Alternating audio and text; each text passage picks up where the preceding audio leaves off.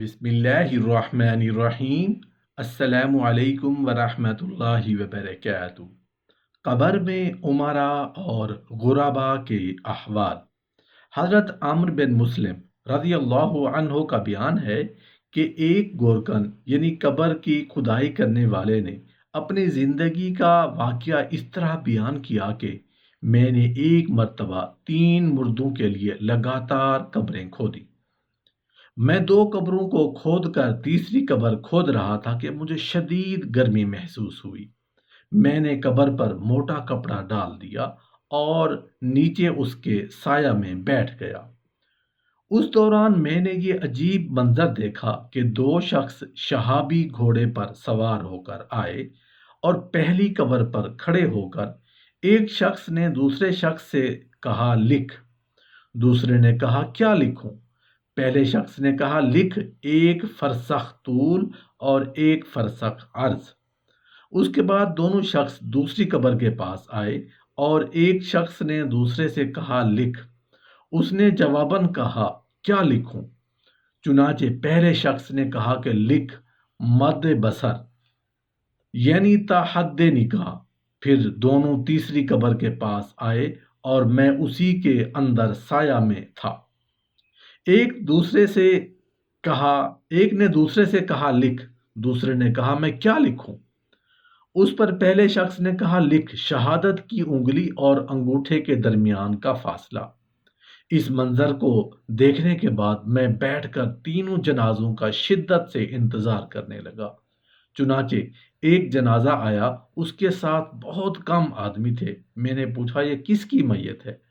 لوگوں نے بتایا کہ یہ ایک عیال دار غریب بہشتی شخص ہے، اس کے پاس کوئی سامان نہیں تھا، ہم نے اس کی تجہیز و تکفین کا سامان کر دیا ہے۔ یہ سن کر میں نے قبر کھدائی کی مزدوری یہ کہہ کر لوٹا دی کہ اس کے گھر والوں پر خرچ کر دو، اور پھر اس کو اس کی قبر میں دفن کر دیا گیا۔ پھر دوسرا جنازہ آیا، اس جنازے کے ساتھ کاندھا دینے والوں کے علاوہ کوئی نہیں تھا۔ یہ جنازہ اس قبر کے پاس آیا جس کے بارے میں دونوں سواروں نے تا حد نگاہ کہا تھا۔ میں نے پوچھا یہ کس کا جنازہ ہے؟ لوگوں نے بتایا کہ یہ ایک مسافر غریب الوطن ہے، نہایت بے کسی میں ایک گھوڑے پر مرا ہوا تھا۔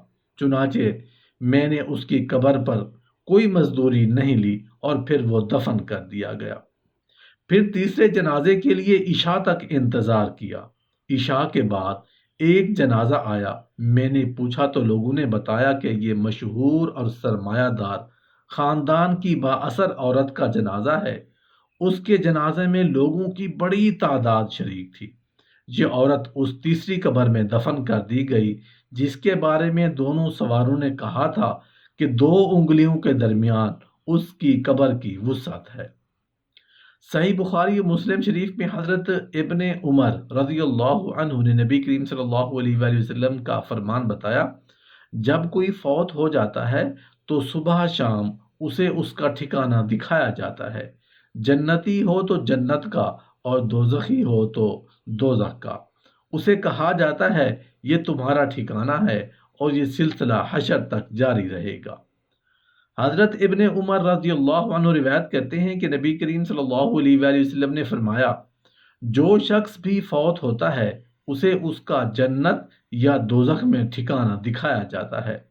مسلم شریف میں بروایت حضرت ابو ہریرہ رضی اللہ عنہ نبی کریم صلی اللہ علیہ وآلہ وسلم کا ارشاد مبارک ہے کہ جب تم آخری تشہد سے فارغ ہو جاؤ تو 4 چیزوں سے اللہ کی پناہ مانگا کرو: عذاب جہنم، عذاب قبر، فتنہ حیات و ممات اور فتنہ مسیح الدجال۔ مسلم شریف ہی میں حضرت زید بن ثابت رضی اللہ عنہ کا فرمان ہے کہ نبی کریم صلی اللہ علیہ وآلہ وسلم بنو نجار کی دیوار کے پاس اپنے خچر پر سوار تھے کہ وہ بدک گیا۔ ممکن تھا کہ حضور کو گرا دیتا۔ اچانک 4 5 یا 6 قبروں پر نظر پڑی۔ آپ نے پوچھا ان قبر والوں کو کون جانتا ہے؟ ایک آدمی نے عرض کیا کہ میں جانتا ہوں۔ آپ نے دریافت فرمایا یہ کب فوت ہوئے؟ اس نے بتایا کہ زمانہ شرک میں۔ آپ نے ارشاد فرمایا کہ یہ امت اپنی قبروں میں آزمائش سے گزرے گی اگر تم دفن میت نہ کیا کرتے تو میں اللہ سے دعا کرتا کہ تمہیں ویسے ہی عذاب قبر سنائے جیسے میں سنتا ہوں۔ بعد ازاں نبی کریم صلی اللہ علیہ وآلہ وسلم ہماری طرف متوجہ ہوئے اور ارشاد فرمایا، عذاب جہنم سے اللہ کی پناہ مانگو۔ صحابہ کرام نے عرض کیا، ہم عذاب جہنم سے اللہ کی پناہ مانگتے ہیں۔ پھر فرمایا، عذاب قبر سے اللہ کی پناہ مانگو۔ صحابہ کرام نے کہا کہ عذاب قبر سے پناہ خدا مانگی۔ پھر فرمایا، ظاہر اور باطنی آزمائشوں سے اللہ کی پناہ مانگو۔ صحابہ کرام نے عرض کیا، ہم ظاہری اور باطنی فتنوں سے اللہ کی پناہ مانگتے ہیں۔ ارشاد ہوا، مسیح دجال کی فتنہ سے اللہ کی پناہ مانگو۔ صحابہ کرام نے عرض کی، ہم دجال کے فتنہ سے اللہ کی پناہ مانگتے ہیں۔ صحیح مسلم شریف میں حضرت انس رضی اللہ عنہ راوی ہے کہ نبی کریم صلی اللہ علیہ وآلہ وسلم نے فرمایا، اگر تم دفن میت نہ کرتے تو میں اللہ سے دعا کرتا کہ تمہیں عذاب قبر سنا دے، یعنی تم باہر پڑی میت کو عذاب قبر ہوتا اپنے نظروں سے دیکھتے۔ صحیح بخاری و مسلم شریف میں حضرت ابو ایوب انصاری رضی اللہ عنہ کی حدیث ہے کہ نبی کریم صلی اللہ علیہ وآلہ وسلم نے سورج ڈھلے باہر تشریف لائے اور ایک آواز سنی، فرمایا، قبروں میں یہودیوں کو عذاب ہو رہا ہے۔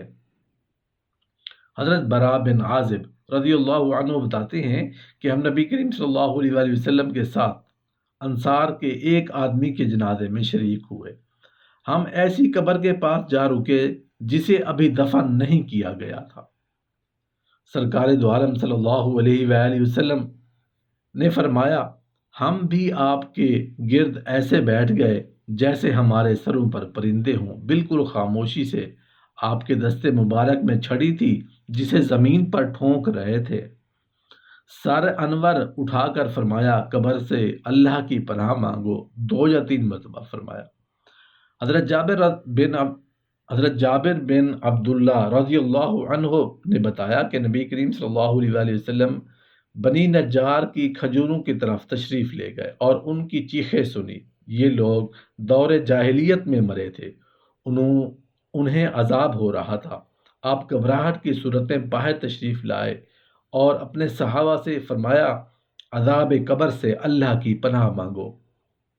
حضرت ام بشر رضی اللہ عنہ نے بتایا کہ نبی کریم صلی اللہ علیہ وآلہ وسلم میرے پاس اس وقت تشریف لائے جب میں بنو نجار کی ایک دیوار کے پاس تھی۔